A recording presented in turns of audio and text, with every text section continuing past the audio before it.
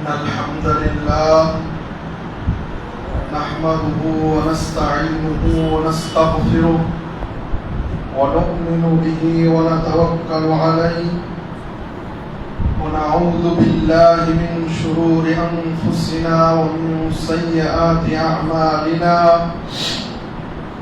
من يهده الله فلا مضل له ومن يضلل فلا هادي له وأشهد أن لا إله إلا الله وحده لا شريك له وأشهد أن محمدا عبده ورسوله أما بعد فإن خير الحديث كتاب الله وخير الهدي هدي محمد صلى الله عليه وسلم وشر الأمور محدثاتها وكل محدثة بدعة وكل بدعة ضلالة وكل ضلالة في النار. أعوذ بالله السميع العليم من الشيطان الرجيم من همزه ونفخه ونفثه. بسم الله الرحمن الرحيم. قل هو الله أحد الله الصمد لم يلد ولم يولد ولم يكن له كفوا أحد. وقال الله تعالى في موضع آخر ربنا إني أسكنت من ذريتي بواد غير ذي زرع عند بيتك المحرم ربنا ليقيموا الصلاة فاجعل أفئدة من الناس تهدي إليهم وارزقهم من الثمرات لعلهم يشكرون. وقال الله تعالى في موضع آخر وإذ قال إبراهيم رب اجعل هذا البلد آمنا واجنبني وبني أن نعبد الأصنام. وقال النبي صلى الله عليه وسلم من رأى منكم منكرا فليغيره بيده فإن لم يستطع فبلسانه فإن لم يستطع فبقلبه وذلك أضعف الإيمان. সম্মানিত মসজিদের মুসল্লিয়ানে কিরাম, সকল ধরনের প্রশংসা একমাত্র মহান আল্লাহ রাব্বুল আলামিনের জন্য। আমরা বলি আলহামদুলিল্লাহ। তারপর দরুদ ও সালাম বর্ষিত হোক আমাদের প্রিয় নবীর উপর সাল্লাল্লাহু আলাইহি ওয়াসাল্লাম। আল্লাহ রাব্বুল আলামিন কুরআনের ভিতরে ইব্রাহিম আলাইহিস সালাম তিনি যে দোয়াটা আল্লাহ রাব্বুল আলামিন কি করেছিলেন সেই দোয়াটা আল্লাহ রাব্বুল আলামিন কুরআনের ভিতরে তুলে ধরেছেন। ইব্রাহিম আলাইহিস সালাম তিনি দোয়া করেছেন আল্লাহ রাব্বুল আলামিনের নিকটে ওয়াইদ ক্বালা ইব্রাহিম রাব্বি জাআল হাযাল বালাদা আমিনা। ইব্রাহিম আলাইহিস সালাম তিনি আল্লাহ রাব্বুল আলামিনের নিকটে মক্কা শহরের ব্যাপারে দোয়া করেছেন যে হে আল্লাহ ইজআল হাযাল বালাদা আমিনা, যে এই শহরটাকে তুমি শান্তিময় শহর বানিয়ে দাও। এখান থেকে ফিতনা ফাসাদ বিভিন্ন বস্তু যা একটি জায়গাকে আমন শান্তি করা থেকে দূরে করে ওই সমস্ত বস্তু থেকে এই শহরকে পাক করে দাও এবং এই শহরকে তুমি শান্তিময় শহর করে দাও। ওয়াজনুবনি ওয়া বানিয়া আন না'বুদাল আসনাম, এবং তুমি আমাকে নিজেকে এবং আমার সন্তানদেরকে তুমি মূর্তি পূজা হতে তুমি বাঁচিয়ে রাখো। এই আয়াতের প্রেক্ষাপট কি? আল্লাহ রাব্বুল আলামিন ইব্রাহিম আলাইহিস সালামকে আল্লাহর ঘর বাইতুল্লাহ নির্মাণ করার আদেশ দিলেন। বাপ বেটা মিলে বাইতুল্লাহ নির্মাণ করলেন। আল্লাহর ঘর, আল্লাহর আদেশ। তারা যথাসাধ্য তাদের শ্রম দিয়ে আল্লাহর ঘর তৈরি করলেন। তারপরেও তাদের ইখলাস কতটুকু, তারা দোয়া করতেছে ওয়াজনুবনি ওয়া বানিয়া আন না'বুদাল আসনাম, যে আমাকে এবং আমার সন্তানদেরকে তুমি মূর্তি পূজা হতে বাঁচাও, মানে আমাদের ভিতরে, আমাদের সন্তানদের ভিতরে যেন শিরক প্রবেশ না করে। তেমনি ভাবে ইব্রাহিম আলাইহিস সালাম মক্কা শহরের জন্য আরো দোয়া করেছেন, রব্বানা ইন্নী আসকানতু মিন যুররিয়্যাতি বিওয়াদিন গায়রি যি যার'ইন ইনদা বাইতিকাল মুহাররাম। তেমনি ভাবে আল্লাহর রাসূল সাল্লাল্লাহু আলাইহি ওয়াসাল্লাম তিনি মদিনার জন্য দোয়া করেছেন। আল্লাহর রাসূল সাল্লাল্লাহু আলাইহি ওয়াসাল্লাম যখন মক্কা ছেড়ে মদিনা যাচ্ছিলেন, সেই সময় আল্লাহর রাসূল বারবার মক্কার দিকে তাকিয়ে তিনি তার চোখের পানি তিনি ধরে রাখতে পারতেছিলেন না মক্কার মহব্বতে। তেমনি ভাবে আল্লাহর রাসূলের সঙ্গে আবু বকর সিদ্দিক রাদিয়াল্লাহু তাআলা আনহু ছিলেন। দেখতে পেলেন আল্লাহর রাসূল আবু বকর সিদ্দিক রাদিয়াল্লাহু তাআলা আনহু কান্নাকাটি করতেছেন। আল্লাহ রাসূল বললেন, কি ব্যাপার, কান্নাকাটি করো কেন? আবু বকর বললেন যে মক্কার পাহাড়গুলোর কথা আমার মনে পড়তেছে। সম্মানিত উপস্থিতি, এই যে কোরআনের দুইটি আয়াত আল্লাহ রাসূলের কথা বলে যে বস্তুটি বলতে চায় আপনাদের সম্মুখে, সেটি হচ্ছে এই যে প্রত্যেকটি মুসলমান হিসাবে নিজের দেশ, নিজের স্থান, নিজের এরিয়ার সাথে মহব্বত করা একটি ফিতরি বস্তু।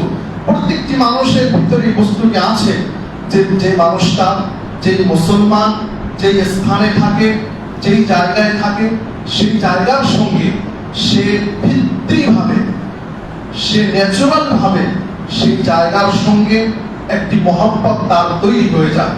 সম্মানিত উপস্থিতি, এই কথাগুলো বলার উদ্দেশ্য আজকে আমাদের বক্তব্যের বিষয়। আজকে আমরা অল্প সময়ের মধ্যে কোন রকম করে শুধুমাত্র আপনাদেরকে একটি ধারণা দিব।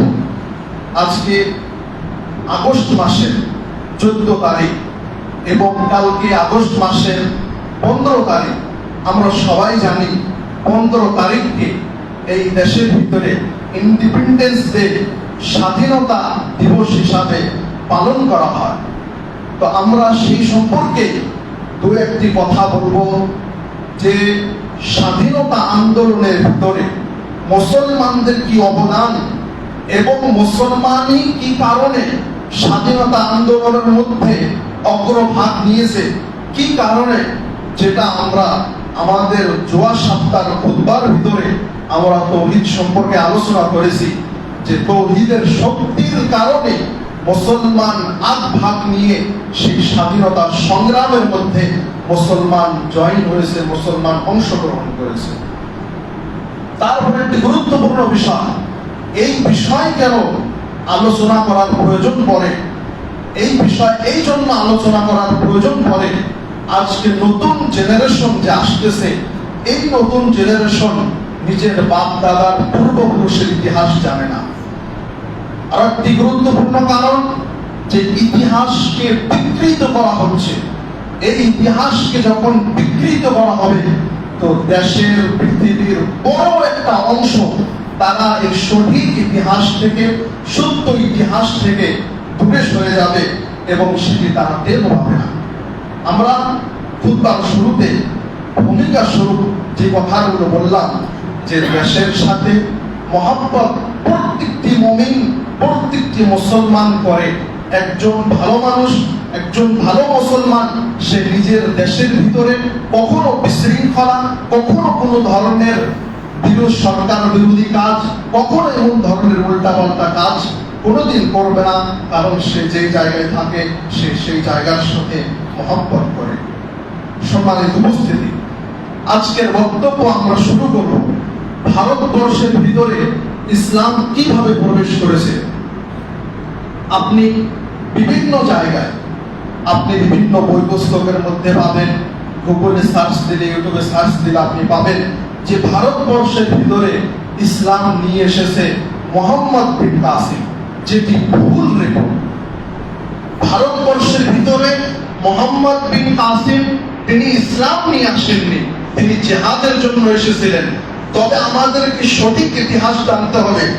আল্লাহর রাসূল সাল্লাল্লাহু আলাইহি ওয়াসাল্লামের জীবদ্দশায়, মানে আল্লাহর রাসূল সাল্লাল্লাহু আলাইহি ওয়াসাল্লামের জীবনীতে ভারতবর্ষের ভিতরে ইসলাম প্রবেশ করে।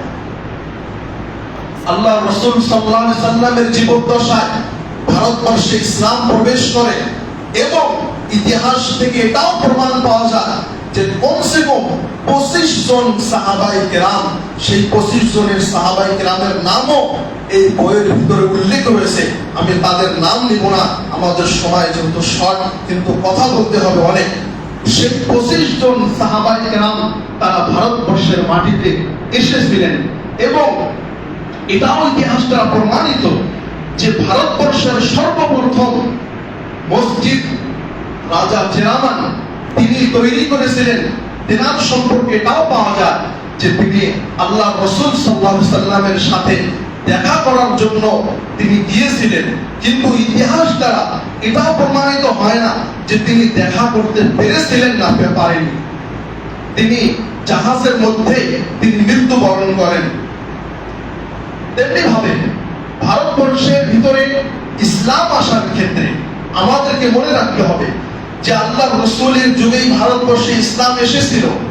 এর পিছনে একটি বড় কারণ এই যে ভারতবর্ষের সঙ্গে আরব দেশের সঙ্গে যে সম্পর্ক, এই সম্পর্ক আজ থেকে নয়, চিরকাল থেকে, অনেক দিন থেকে এই সম্পর্ক।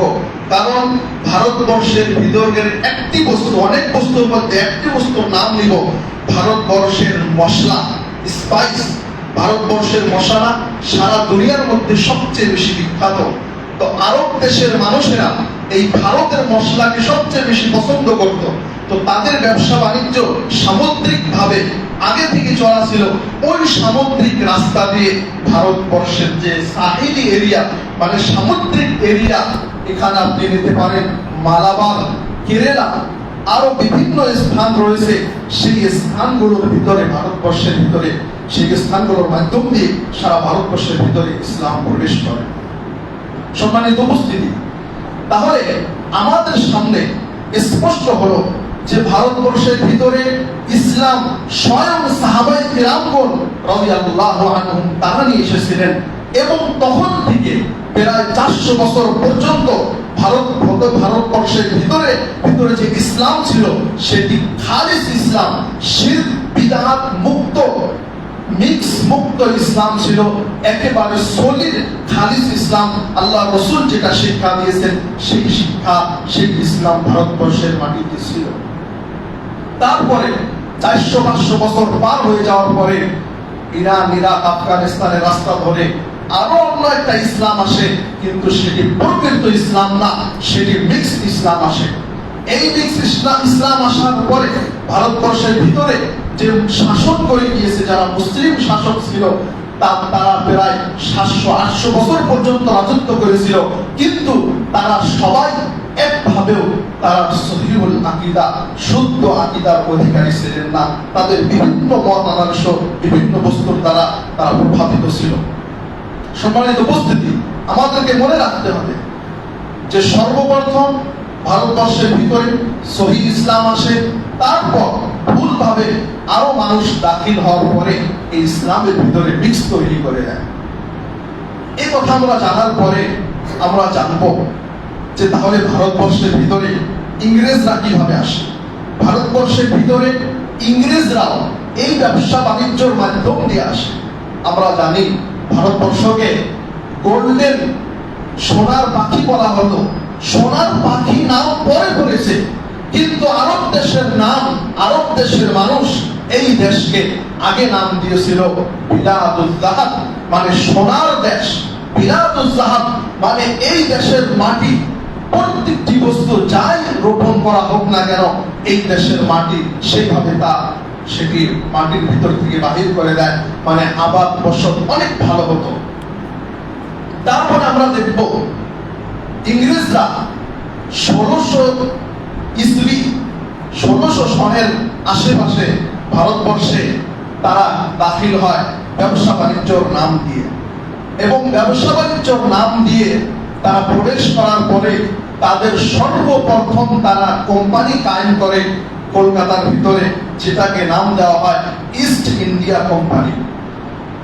এই ইস্ট ইন্ডিয়া কোম্পানির নাম দিয়ে সারা ভারতবর্ষের ভিতরে তারা তাদের ব্যবসা বাণিজ্য চালাতে থাকে। সেই সময় ছিল, সেই সময়কার রাজা ছিল বাদশাহ জাহাঙ্গীর নিকটে পারমিশন নিয়ে তারা ভারতবর্ষের ভিতরে এভাবে ব্যবসা বাণিজ্য ফ্যাক্টরি তৈরি আরম্ভ করে দেয়। তারপরে তখনকার মুসলমানরা বুঝতে পারলো যে এদের নিয়তের ভিতরে সন্দেহ রয়েছে, নিয়তের ভিতরে ভেজাল রয়েছে। তারপরে তারা তাদেরকে ভাগিয়ে দিল। ভাগিয়ে দেওয়ার পরে ইংরেজরা আবার বাদশাহ জাহাঙ্গীরের নিকটে আসলেন, এসে অনেক কারুবারু যে আমরা আর বদমাশি করবো না, আমাদেরকে আবার একবার সুযোগ দিন। তারা নরম দিলের মানুষ ছিলেন, তারা বাদশাহ জাহাঙ্গীর তাদেরকে মাফ করে দিলেন এবং তাদেরকে দ্বিতীয়বার সুযোগ দেওয়া হলো। এইভাবে তাদের নাপাক হারকাত, তাদের যে সাজিশ, তাদের যে খারাপ কাজকর্ম এভাবে সারা ভারতবর্ষের ভিতরে তৈরি হয়ে যায়। এভাবে তারা ভারতবর্ষের বিভিন্ন জায়গায় তারা কবজা করতে থাকে। ইংরেজরা মূলত ভারতবর্ষের ভিতরে দুইটি জায়গায় সবচেয়ে বেশি প্রাধান্য দিত। একটি জায়গা হলো কলকাতা, আজকের পশ্চিমবঙ্গের রাজধানী, এবং দ্বিতীয় জায়গাটি হচ্ছে মাদ্রাস, যেটাকে আমরা বলতে পারি কর্ণাটক, তামিলনাড়ুর রাজধানী। মাদ্রাস পুরানা নাম, নতুন নাম চেন্নাই। তো চেন্নাইয়ের পুরানা নাম ছিল মাদ্রাস। এই দুইটি স্থানকে ইংরেজরা সবচেয়ে বেশি গুরুত্ব দিত এবং তাদের ব্যবসা বাণিজ্য তারা উন্নত করত। সম্মানিত উপস্থিতি, আমাদেরকে মনে রাখতে হবে, আজকে যখনই দুঃখের সাথে বলতে হয়, আজকে যখনই ভারতবর্ষের স্বাধীনতা আন্দোলন সম্পর্কে কথা আসে, আমরা অস্বীকার করি না, এ কথা চিরসত্য যে ভারতবর্ষের স্বাধীনতা আন্দোলনের মধ্যে এই দেশের সব ধরনের মানুষই শরীক ছিল। সেখানে মুসলমান বলেন, অমুসলিম, শিখ, হিন্দু, বিভিন্ন ধরনের মানুষ সেখানে অংশগ্রহণ করেছিল। কিন্তু ইতিহাস দ্বারা, আজকের খুতবার ভিতরে আমি এটি বলবো আপনাদের সম্মুখে, ইতিহাস দ্বারা এটাও প্রমাণিত যে মুসলমানরা সর্বপ্রথম কাতারে গিয়ে ইংরেজদের বিরুদ্ধে লড়াই করেছে। এবং ইতিহাস দ্বারা এটাও প্রমাণিত যে মুসলমানদের মধ্যে ওই ধরনের মুসলমান যাদের আকীদা বিশুদ্ধ, যাদেরকে ইংরেজরা ওই সময় বদনাম করার জন্য নাম দিয়েছিল ওয়াহাবি, তাদের নাম দিয়ে সেই ধরনের মানুষই তারা এই স্বাধীনতা আন্দোলনের মধ্যে সবচেয়ে বেশি তারা কুরবানি পেশ করেছেন। সম্মানিত উপস্থিতি, সময় অনেক কম কিন্তু কথা অনেক বেশি। আমাদেরকে মনে রাখতে হবে, এই ভারতবর্ষের ভিতরে ইংরেজদের বিরুদ্ধে সবচেয়ে প্রথম হামলা বেঙ্গলের মাটিতে হয়, কলকাতার মাটিতে হয়। সর্বপ্রথম হামলা সেখানে ইংরেজদের বিরুদ্ধে হয় এবং সেই হামলার লম্বা ঘটনা রয়েছে। আমাদেরকে মনে রাখতে হবে 1754 সন, আমরা যখনই স্বাধীনতা আন্দোলনের কথা পড়ি বা শুনি, আমাদের সম্মুখে এটা রাখা হয় যে স্বাধীনতা আন্দোলনের ইতিহাস শুরু হয় 1800 পরের দিকে। না, 1800 পরে থেকে নয়, স্বাধীনতা আন্দোলনের ইতিহাস শুরু হয় 1754 বা তারও আগে থেকে। 1754 এই ডেটটা মনে রাখবে। ইংরেজদের বিরুদ্ধে সারা ভারতবর্ষের ভিতরে সর্বপ্রথম যে যুদ্ধটা, যে লড়াইটা হয়, সেটা ছিল নওয়াব সিরাজউদ্দৌলা। নওয়াব সিরাজউদ্দৌলা, শুধু এই নামটি মনে রাখলে হবে না, বরং নওয়াব সিরাজউদ্দৌলার নানা আলীবর্দী খান, সেই ব্যক্তি ইংরেজদের বিরুদ্ধে সর্বপ্রথম ভারতের ভিতরে যুদ্ধ করে, জিহাদ করে এবং ইংরেজদের নিকটে ভারতের ভিতরে, বিশেষ করে কলকাতার ভিতরে দুইটি স্থান সবচেয়ে বেশি প্রিয় ছিল। তার মধ্যে একটি স্থান হচ্ছে ডায়মন্ড হারবার এবং দ্বিতীয় স্থানটি হচ্ছে ফর্ট উইলিয়াম। এই দুইটি স্থান ইংরেজদের সবচেয়ে বেশি প্রিয় ছিল।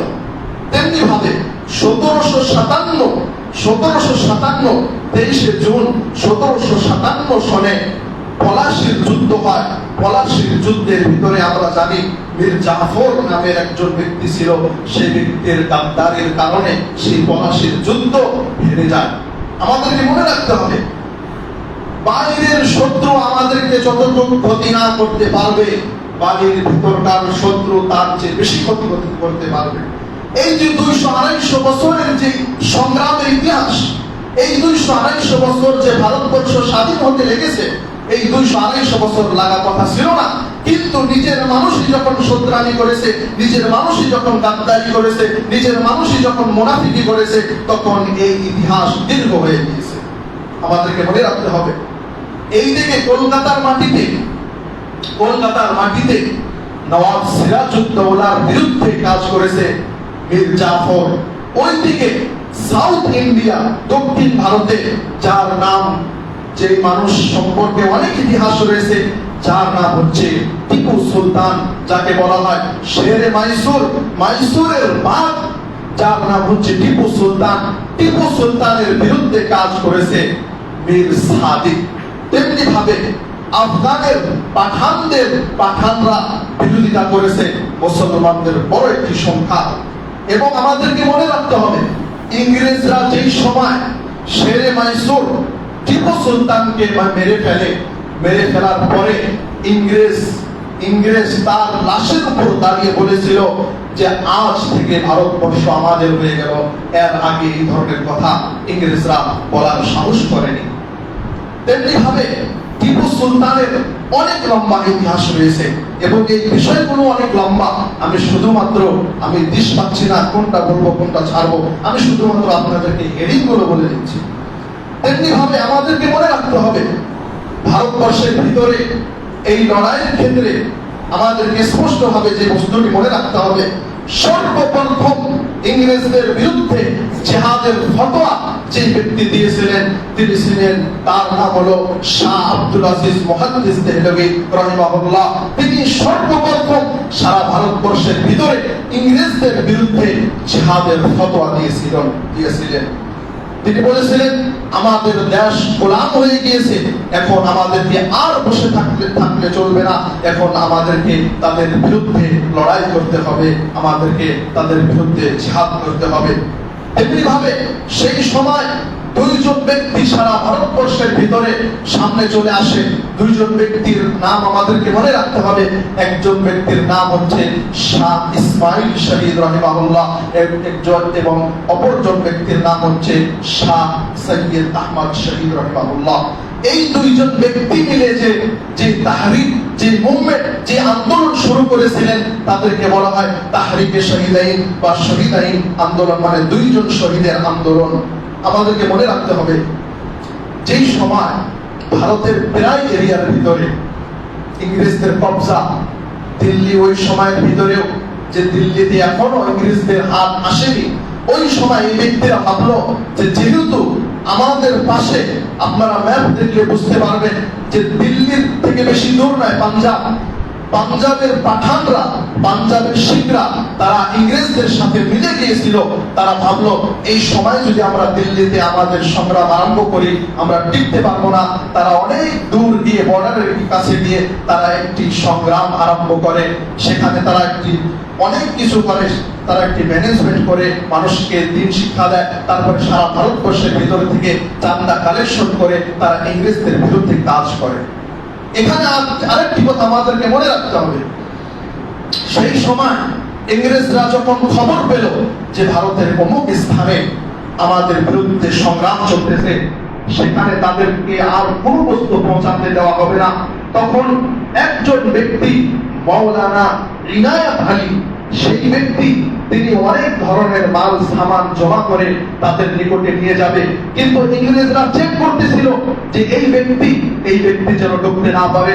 আপনারা এই কথাটি শুনলে আচরিত খাবেন, কিন্তু কথা সত্য যে তিনি তার চেহারাকে, তিনি তার নিজের আইডেন্টিটিকে অন্য করার জন্য তিনি নিজের চাকু দিয়ে একটি নিজের চোখকে খুলে ফেলে দেয় এবং ইংরেজরা যখন তার ফটো দেখে তার চেহারা মিলায়, তখন দেখতে পায় যে এই ব্যক্তি তো কানা ব্যক্তি, এই ব্যক্তি তো আমাদের ব্যক্তি নয়। এভাবে তাদের নিকটে মদত পৌঁছায়। তেমনি ভাবে আমাদেরকে মনে রাখতে হবে, এই মোগলিয়া বাদশাদের সর্বশেষ বাদশাহ শাহ জাফর, তাকে কত কঠিন ভাবে শাস্তি দেওয়া হয়েছে। কিভাবে শাস্তি দেওয়া হয়েছে? তার 3টি সন্তানকে তার চোখের সামনে জবাই করা হয়েছে এবং জবাই করে নাস্তার প্লেটের মধ্যে ঢাকনি দিয়ে ঢেকে তার 3 জন ছেলের সন্তানের মাথা তার সামনে প্লেটে পেশ করা হয়েছে। সম্মানিত উপস্থিতি, ইতিহাস ভুলে গেলে চলবে না, আমাদেরকে বস্তুগুলো মনে রাখতে হবে। আজকে মুসলমানদের ভিতরে না ইমানি চেতনা রয়েছে, না নিজেদের বাপ দাদার ইতিহাস সম্পর্কে কোনো ধরনের বস্তু জ্ঞান এই সম্পর্কে রয়েছে, অনেক কম রয়েছে। এবং আমাদেরকে মনে রাখতে হবে, আজকের বর্মা, আজকের মিয়ানমার সেই দিল্লি থেকে কত দূর। সেই দিল্লি থেকে বাদশাহ শাহজাফরকে কয়েদি করে সেই মিয়ানমারের তখন রাজধানী ছিল রঙ্গুন, যে রঙ্গুনের বর্তমান নাম হচ্ছে ইয়াঙ্গুন। সেই ইয়াঙ্গুনের জেলখানায় বাদশাহ শাহজাফরকে বন্দী করে দেওয়া হয় এবং তার সাথে এই ধরনের কাজ করা হয়। তখন বাদশাহ শাহজাফর তিনি দুঃখের কারণে, অনেক আবেগের কারণে তিনি যে কবিতাগুলো বলেছিলেন, সেই কবিতাগুলো আজকেও ইতিহাসের পাতায় অনেক নামি দামি হয়ে রয়েছে। বাদশাহ শাহজাফর তিনি বলেছেন, তার কবিতার কিছু লাইন আপনাদেরকে পড়ে শোনায়। তিনি বলেছেন, लगता नहीं जी मेरा मुझे दियार में, किसकी बनी है आलम नापायादार में, बुलबुल को बागिया से न सयाद से मिला, किस्मत में कैद लिखी थी फसल बहार में, इन हसरतों से कह दो कहीं और जा बसे, इतनी जगह कहाँ है दिले दागदार में, एक शाह गुल पे बैठ के बुलबुल है शादमा, कांटे बिछा दिए हैं दिल लालाजार में, उम्र दराज मांग के लाए थे 4 दिन, तो आरज़ू में कट गए तो इंतजार में, दिन जिंदगी के खत्म हुए शाम हो गई, फैला के पाव सोए की गंज मजार में, कितना है बदनसीब जफर दफन के लिए, कितना है बदनसीब जफर दफन के लिए, 2 गज जमीन भी ना मिली उसको यार में। মানে বাদশাহ শাহজাফর তিনি আফসোস করে বলতেছে যে এই বিশাল ভারতবর্ষের ভিতরে যেখানে আমি রাজত্ব করেছি, আজকে আমার এমন পরিস্থিতি হয়ে গেল যে আজকে আমি মরার জন্য, কাফন দাফনের জন্য এই দেশের ভিতরে আমার জায়গা নেই, আমাকে বর্মা গিয়ে আমাকে মরতে হয়, জেলখানার ভিতরে থাকতে হয়। সম্মানিত উপস্থিতি, এই ধরনের কাজ আমাদের সঙ্গে করা হয়েছে। ইংরেজ অত সহজে এই দেশ থেকে ছেড়ে চলে যায়নি, বরং অনেক কষ্ট দেওয়ার পরে অনেক জ্বালানোর পরে ইংরেজরা এই দেশ ছেড়ে চলে গিয়েছে। আল্লাহ রাব্বুল আলামিন যেন আমাদেরকে এই ইতিহাসগুলো জানার এবং বোঝা এবং এর থেকে সবক হাসিল করার তৌফিক দান করেন, আমিন।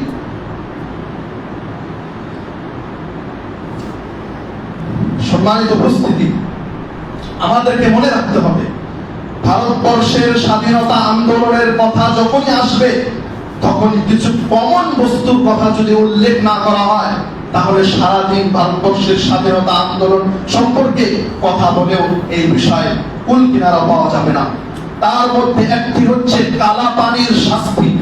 কালা পানি একটি ইংরেজরা একটি আইল্যান্ডের ভিতরে একটি খুব খাতারনাক জেল তৈরি করেছিল এবং ইংরেজদের নিকটে সবচেয়ে বড় মুসলিম যারা ছিল তাদেরকে সেই কালা পানির শাস্তি তারা দিয়েছিল।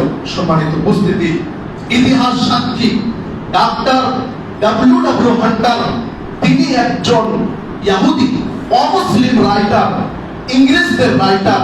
তিনি এই কথাটি বলেছেন যে কালা পানির শাস্তি পাওয়ার মধ্যে 94% যে মানুষের সংখ্যা ছিল, সেই 94% মানুষের সংখ্যা মুসলমান ছিল। এটি কোন মুসলিম রাইটারের কিতাব থেকে প্রমাণ নয়, বরং W.W. হান্টার তার কিতাব রয়েছে আওয়ার ইন্ডিয়ান মুসলিম, সেই কিতাব আপনি পাবেন। তেমনি ভাবে ডাক্তার তারাচাঁদ, তিনি একজন হিন্দু রাইটার, তিনিও এই কথাটি স্পষ্টভাবে তার কিতাবের ভিতরে লিখেছেন। তিনি লিখেছেন, স্বাধীনতা আন্দোলনের মধ্যে সবচেয়ে বেশি ইংরেজদের বিরুদ্ধে সেই মানুষগুলো সংগ্রামী ছিল যে মানুষগুলো নামাজের মধ্যে পা মিলায় এবং নামাজের মধ্যে জোরে আমিন বলে। এটি হিন্দু রাইটারের বক্তব্য। সম্মানিত উপস্থিতি, ইংরেজ ভালো করেই জানতো মুসলমানদের তৌহিদের খবর, কারণ ইংরেজরা 3টি কিতাব থেকে অনেক ভয় করত। তার মধ্যে একটি কিতাব হচ্ছে তাকওয়িয়াতুল ঈমান, যার রাইটার হচ্ছে শাহ ইসমাইল শাহিদ। তারপরে আরেকটি কিতাব হচ্ছে মালফুজাতে সৈয়দ আহমদ শহীদ। তারপরে আরেকটি কিতাবের একটি চ্যাপ্টারের ব্যাখ্যা সর্ববিতায়া নামের একটি বিখ্যাত গ্রন্থ। সেই গ্রন্থের ভিতরে একটি অধ্যায় কিতাবুল বুয়ু, বেচাকেনার অধ্যায়।